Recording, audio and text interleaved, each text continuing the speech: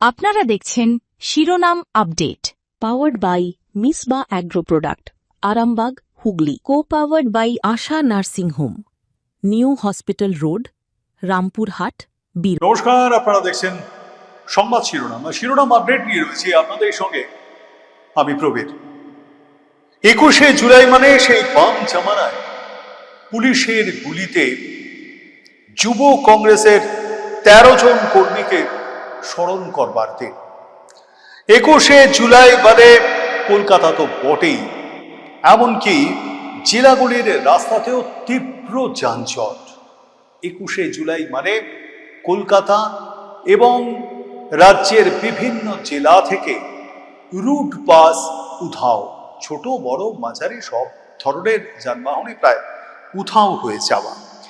21শে জুলাই মানে Dharmatala park street চত্বরে তিল ধারণের জায়গা না হওয়া। 21শে জুলাই মানে বিদ্যাসাগর সেতু কিংবা হাওড়া ব্রিজে যান চলাচল একেবারে থমকে যাওয়া এবং সেখানে পায়ে হেঁটে মানুষ রাস্তা পেরোচ্ছে, বিদ্যাসাগর সেতু পেরোচ্ছে মানুষ রাস্তা হেঁটে। এই দৃশ্য চোখে পড়েছে 21শে জুলাই। 21শে জুলাই মানে তার প্রায় মাসখানেক আগে থেকেই বিভিন্ন রাস্তার মোড়ে মোড়ে সভা, মাইকিং এবং কাট আউট, তোরণ, পোস্টার, ফ্ল্যাগ, ফেস্টুন, ব্যানার, এই হচ্ছে গিয়ে 21শে জুলাই। তো সেই প্রস্তুতিটা 1 মাস আগে থেকেই প্রায় চোখে পড়ল। এবারে মে মাসের 4 তারিখে রাজ্য বিধানসভা নির্বাচনের সেই ফল ঘোষণার পর তৃণমূল কংগ্রেস হেরে যায় ফলে, এবং এই গদিচ্যুত হওয়ার পর কেমন যেন একটা ছন্ন ছাড়া ভাব। কারণ কয়েকদিনের মধ্যেই ওই বিরোধী দলনেতা কে হবে সেটা নিয়ে নির্ধারণ করতে বৈঠক, সেই বৈঠকেই সই নিয়ে বিভ্রাট দেখা দিল, উপস্থিতি আর অনুপস্থিতি নিয়ে। সেই সই বিভ্রাটের জেরে ঋতব্রত বন্দ্যোপাধ্যায়, সন্দীপন শাহ তাদেরকে দল থেকে সাসপেন্ড করা হয়। তারও আগে অবশ্য সাসপেন্ড হয়েছে, একদম ফল ঘোষণার পরে ঋতু দত্ত, কৃষ্ণেন্দু নারায়ণ চৌধুরী, পাপিয়া ঘোষ তাদেরকেও কিন্তু সাসপেন্ড করেছিল। সেটাই মনে হয় প্রথম শুরু হয়েছিল সাসপেন্ড করা। তা এরপর এই যে 21শে জুলাই কে করবে সবকিছুর, এটা নিয়ে একটা তখন থেকেই শুরু। তার কারণ হলো গিয়ে ঋতব্রতরা আসল তৃণমূল কংগ্রেস বলে দাবি করতে শুরু করে দিল, এবং কালীঘাট পন্থীদের হাত থেকে এই মুহূর্তে দল প্রায় হাত ছাড়া। এবং প্রথমে পরিষদীয় দল গেল, তারপরে সংসদীয় দল, সেখানে ভাঙন, তারা সেখানে সাংসদরা অন্য একটা দলে তারা যোগদান করলেন এবং তারা বললেন যে ইন্ডিএ ব্লকেই তারা বসবেন, অর্থাৎ যে সমস্ত সাংসদরা তৃণমূলের টিকিটে নির্বাচিত হয়েছিল তারা একটি অন্য দলে যোগ দিলেন, national citizens party of India, এবং তারা এনডিএ-কে সমর্থন করবে তারা জানিয়ে দিয়েছে।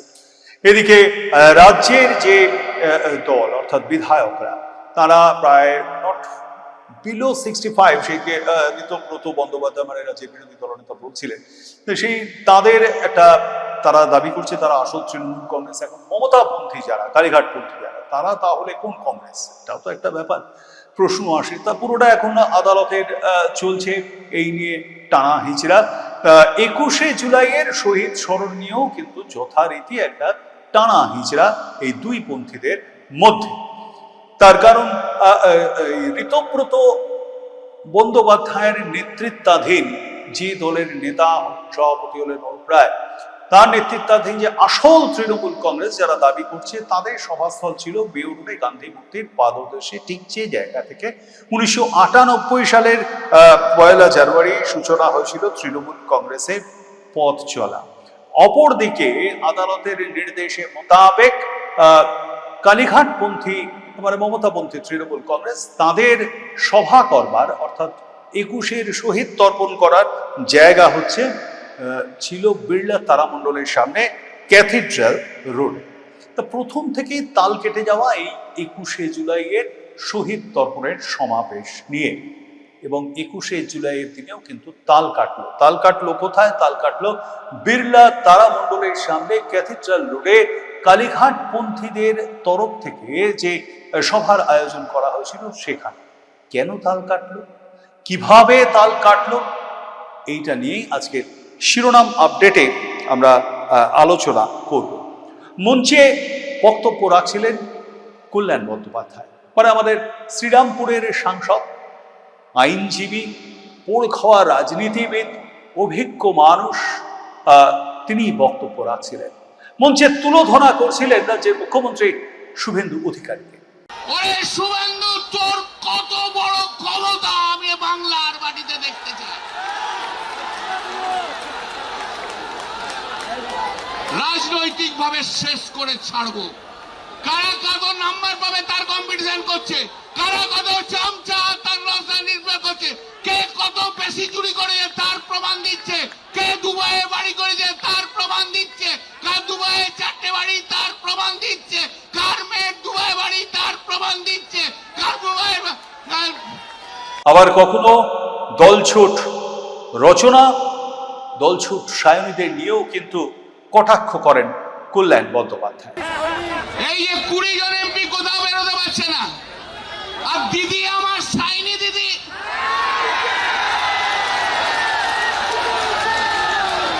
ও সাইনি দিদি, এত পপুলারিটি।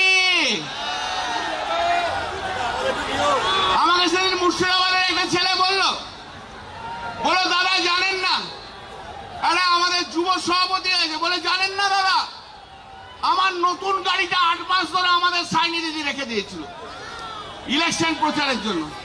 এই গদ্দারটা চেপে গাড়িটা আমার নষ্ট করে দিল। তো দিদি, সাইনি দিদি, আপনি তো বড় ফিল্ম স্টার, আপনাকে দেখার জন্য তো পশ্চিমবাংলার মানুষদেরকে দাঁড়িয়ে থাকে, এত বড় স্টার, কোথায় গেলেন দেখতে তো পাচ্ছি না। বারুইপুর গিয়েছিলেন, কথা শুনে চলে এসছেন, তাই তো ঠিক কিনা? আর দিদি আমার রচনা দিদি, আহা, अरे दीदी नंबर नहीं है, ये ऐसा दीदी कभी नहीं मिला। दीदी तुम्हारा मुर्दाबाद। বাংলার মাটিতে দাঁড়িয়ে শহীদ তর্পণের বক্তা হিসেবে কল্যাণ বন্দ্যোপাধ্যায় প্রধানমন্ত্রী নরেন্দ্র মোদীকে যেমন বাদ দেননি তাকে কটাক্ষ করতে, ঠিক তার পাশাপাশি রাজ্য সরকারেরও কিন্তু কঠোর সমালোচনার পাশাপাশি হুঁশিয়ারিও দিয়েছেন, জানিয়ে দিয়েছেন তাদের, অর্থাৎ এই সরকারের এক্সপায়ারি ডেট 2029। মোদীজি, অমিত শাহজি, আপনি এমপি কিনছেন কেন? কিনছেন one nation one election bill pass করার জন্য, তাই তো? তা one nation one election bill pass করলে 2029-এ পশ্চিমবাংলায় যখন লোকসভার নির্বাচন হবে, পশ্চিমবাংলায় তখন বিধানসভার নির্বাচনও করতে হবে। Date of expiry 2029। যতই তুমি স্বপ্ন দেখো কেন শুভেন্দু বাবু, যতই তোমার বি টিম এমএলএরা স্বপ্ন দেখো কিনা, তুমি কিন্তু নিজের বাস নিজে ডেকে নিয়ে আসছো। শুধু তাই নয়, একজন সাংসদ হয়েও রাজ্য বিধানসভার ভেতরে কি হচ্ছে না হচ্ছে তার যাবতীয় খুঁটিনাটি একেবারে নখদর্পণে কল্যাণ বাবু। এবারে একটা নতুন জিনিস বিধানসভায় দেখা যাচ্ছে, কে কত মালিশ করতে পারে, তেল মালিশ। বিড়লা তারামণ্ডলের সামনে, মানে ক্যাথিড্রাল রোডের এই যে সমাবেশ, এই সমাবেশে যারা কালীঘাটপন্থী তৃণমূল কংগ্রেসের কর্মী সমর্থক ছিলেন, তারা কিন্তু কল্যাণবাবুর বক্তব্য শুনতে চাইছিলেন এবং তারা বলছিলেন কল্যাণবাবু যাতে আরও বলেন। কিন্তু কল্যাণবাবু তার বক্তব্য দীর্ঘায়িত করতে চাননি, কারণ কল্যাণবাবু যখন বক্তব্য রাখছেন তখনই কিন্তু মঞ্চে এসে উপস্থিত হন মমতা বন্দ্যোপাধ্যায়। বক্তব্য দীর্ঘায়িত করবো না, দিদি এখানে বসে আছে, অভিষেক আছে, আরো অনেক বক্তা রয়েছে, আর তারপরেই যেন তাল কেটে যায় এই সভা। কেন, কিভাবে তাল কাটল? বিড়লা তারামণ্ডলের সামনে ক্যাথিড্রাল রোডে হওয়া কালীঘাটপন্থী তৃণমূল কংগ্রেসের 21-এর শহীদ তর্পণের সমাবেশে। অবশ্যই আমরা সেটা জানাবো, তবে তার আগে এখন নিয়ে নেবো ছোট্ট একটা বিরতি, সঙ্গে থাকুন। শারীরিক সুস্থতায় চাই স্বাস্থ্যকর খাদ্যাভ্যাস, আর তার জন্য সুনামের সঙ্গে উন্নত গুণমান, পুষ্টিকর, সুস্বাদু বিভিন্ন প্রকার চাল উৎপাদনে অন্যতম নাম আগরওয়াল মডার্ন রাইস মিল। আমাদের ঠিকানা হরিশ্চন্দ্রপুর, মালদা, পশ্চিমবঙ্গ।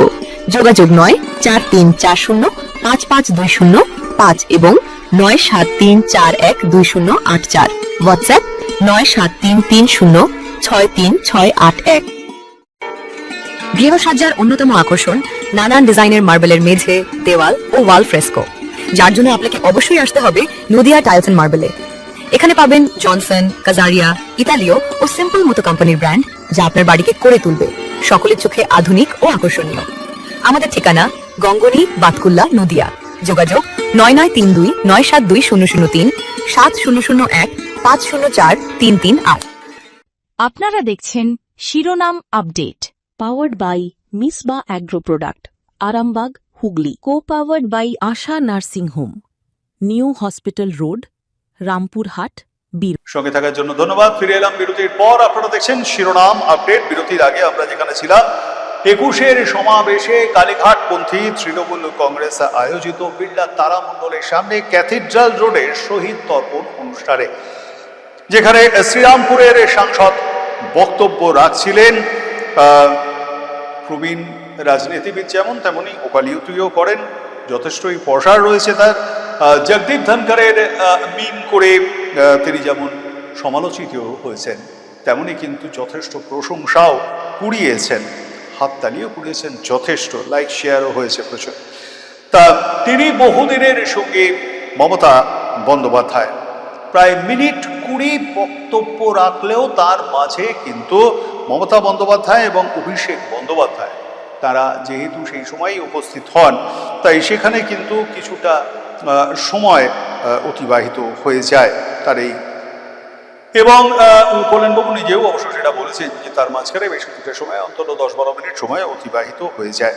তা যাই হোক, কল্যাণবাবুর এই যে বক্তব্য রাখা, এই যে তার দীর্ঘ বক্তব্য রাখা, অন্তত এমনটাই দাবি করেন মমতা বন্দ্যোপাধ্যায় এবং বিরক্ত হন তিনি। মঞ্চেই দুজনের মধ্যে কথা কাটাকাটি শুরু হয়ে যায়। তারপরে অনুষ্ঠান ছেড়ে, অর্থাৎ সে ২১-এর সমাবেশে যে মঞ্চ, সেই মঞ্চ ছেড়ে সটান বেরিয়ে যান কল্যাণ বন্দ্যোপাধ্যায়। সংবাদ মাধ্যমে এই খবর ছড়িয়ে পড়ে।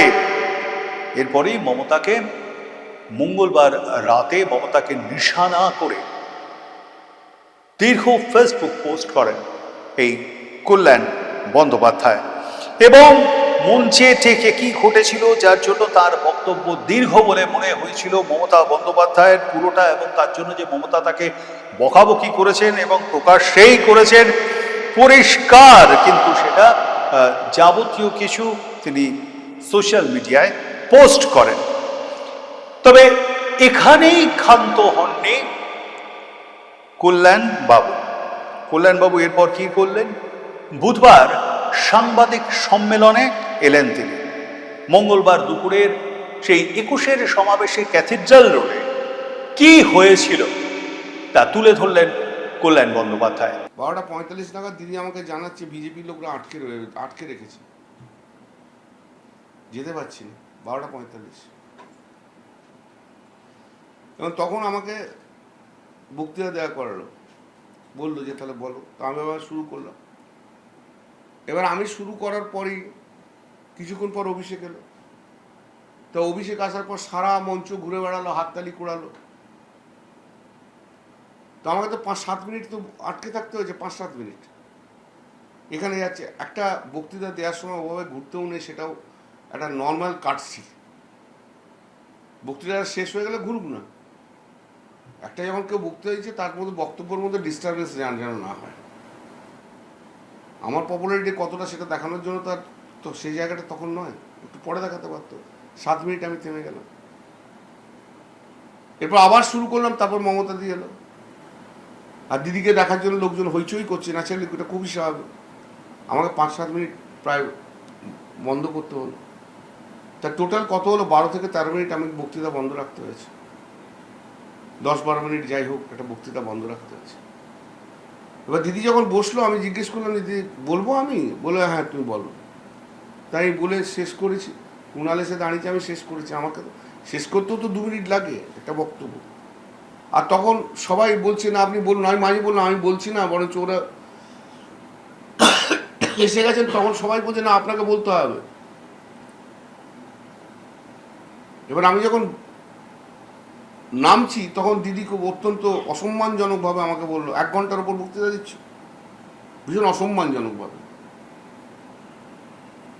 তো আমি বললাম আমি আপনাকে এইসব কথা কে কানে দেয়? পাশে তখন অভিষেক আর শোভনদেব বসে রয়েছে। আমি উঠেছি 12:50, এখন বাজে 1:10, 1 ঘন্টাটা হলো কোথায়? 1:10-12, তার মধ্যে 10 মিনিট ওখানে চলে গেছে। না আরো অনেক বক্তা আছে, আমার কেউ তো আমার বলেনি যে লিস্টে তো কারো বক্তার নাম আমাকে কোনো তো বলেইনি, তাহলে তো তারাই দিতে পারত। এইরকম ভাবে পাবলিক হিউম্যানিটি তো ভালো লাগে না দিনের পর দিন। দিদিকে এও বলেছি, যাদের আপনার যত নেতা আছে না এখানে, যাদের যাদের বক্তৃতা দিয়েছেন, তাদের একটাও গত 2 মাস 2.5 মাসে যায়নি কোথাও। অভিষেক বন্দ্যোপাধ্যায় অত বড় লিডার, তো 2 মাস 2.5 মাস ঘুরলো না কেন? শোভনদেব চ্যাটার্জি অত বড় লিডার, ঘুরলো না কেন? দিদির কথায় যারা অত বড় বড় লোক, তারা ঘুরলো না কেন? আমি তো ঘুরেছি সমস্ত রিস্ক নিয়ে। এসব তো ওয়ার্কারদের যেখানে যেখানে বেশি রয়েছে, সেখানে আমি যে তাদের সাহস জুগিয়েছি। শুনলেন তো কল্যাণ বন্দ্যোপাধ্যায় ঠিক কি বলেছেন? এখানে কিন্তু থামেননি, রয়েছে আরো, শুনুন। দিদির অত ঘন ঘন বিরক্ত হলে হবে না।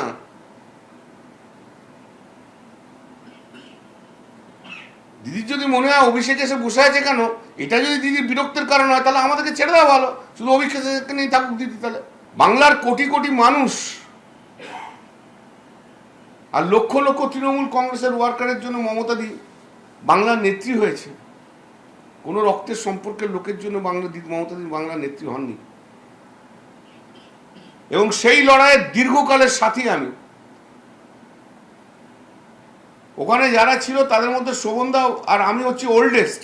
দিদিকে সম্মান করি, দিদিকে ভালোবাসি বলেই তো রাজনীতিটা করেছি, এটা আগে আপনাদের বলে উচিত। কিন্তু আজকে পশ্চিমবাংলার মানুষের যে দুর্দশা, দুঃখ, তার জন্য লড়তে হবে। একদিনের একটা মিটিংয়ের লোক দেখে তো উঠলে পড়লে হবে না। এই লড়াইকে সামনে নিয়ে যেতে হবে, গণতন্ত্রকে বাঁচাতে হবে। আসলে আমি ছেড়ে দিয়ে বাড়িতে বসে যেতে পারি? কি এসে যাচ্ছে আমার জীবন, যৌবন, আমার প্রফেশন, আমার সংসার। মানুষ তাকে ভালোবাসে, তার বক্তব্য শুনতে ভালোবাসে। যে অঙ্গভঙ্গি করে তিনি বক্তব্য রাখেন, সেই বক্তব্যটা মানুষও শুনতে চায়, বিশেষ করে গ্রাম বাংলার মানুষ যারা বহু দূর দূরান্ত থেকে এসেছে। কিন্তু এইটা নিয়ে অনেকেই হিংসা করে। ঠিক এইভাবেই সাংবাদিক সম্মেলনে তোপ দেখেছেন কল্যাণ বন্দ্যোপাধ্যায়। মানুষও আমাকে ভালোবাসে, এটুকু মেনে নিতে হবে সবাইকে। এটা কারোর কোনো হিংসার কারণ নেই। আমার জায়গায় চলে যাচ্ছে, এটা যদি কেউ ভাবে তাহলে তার শেষ, এমনিতেই শেষ হয়ে যাচ্ছে। তবে কি মঙ্গলের রাতেই অকল্যাণ ঘনিয়ে এসেছে কালীঘাটপন্থী তৃণমূল কংগ্রেসের অন্দরে? ইতিমধ্যেই কিন্তু এই প্রশ্নটা উঠতে শুরু করে দিয়েছে।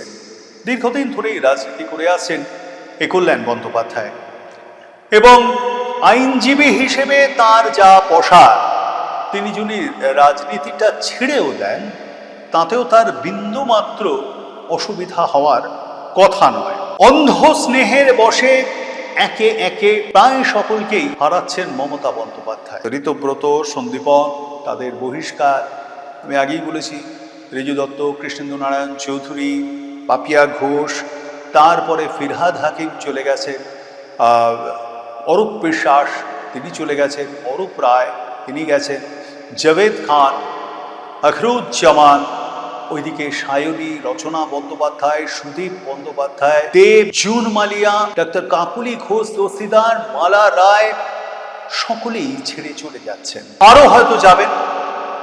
কিন্তু তাদের মধ্যে কি কল্যাণবাবু রয়েছেন? ভাইপোকে যেভাবে তোপ দেখেছেন কল্যাণবাবু, এবং মদন মিত্র কিছুদিন আগেই ছেড়েছেন, আপনারা জানেন, তিনিও তোপ দেখেছেন। ফিরহাদ হাকিম তিনিও তোপ দেখেছেন। ফিরহাদ কন্যা প্রিয়দর্শিনী তিনিও তোপ দেখেছেন। যেভাবে সবাই একে একে ভাইপোর উদ্ধত্ত নিয়ে কথা বলছেন, তারপরেও কিন্তু মমতা বন্দ্যোপাধ্যায় সেই ভাইপোকে নিয়েই পড়ে আছেন। অন্তত এমনটাই দাবি যারা দল ছেড়ে গিয়েছেন এবং যারা দল ছাড়ার মুখে দাঁড়িয়ে আছেন। কল্যাণবাবু সেই একই দাবি করেছেন। এখন এই প্রশ্নটা অবশ্যই উঁকি দিচ্ছে যে তাহলে তো দেখতে দেখতে কালীঘাটপন্থী তৃণমূলের মধ্যে আর কেউই থাকবে না, গুটি কয়েক ছাড়া। আমাদের তো সেটা মনে হচ্ছে। আর আপনাদের কমেন্ট বক্সে অবশ্যই মতামত জানাতে ভুলবেন না। লাইক, শেয়ার, সাবস্ক্রাইব করুন আর দেখতে থাকুন সংবাদ শিরোনাম আপডেট আজ এই পর্যন্তই। নমস্কার। আপনারা দেখছেন শিরোনাম update, powered by Misba agro product, Arambagh, Hooghly. co-powered by Asha nursing home, new hospital road, Rampurhat,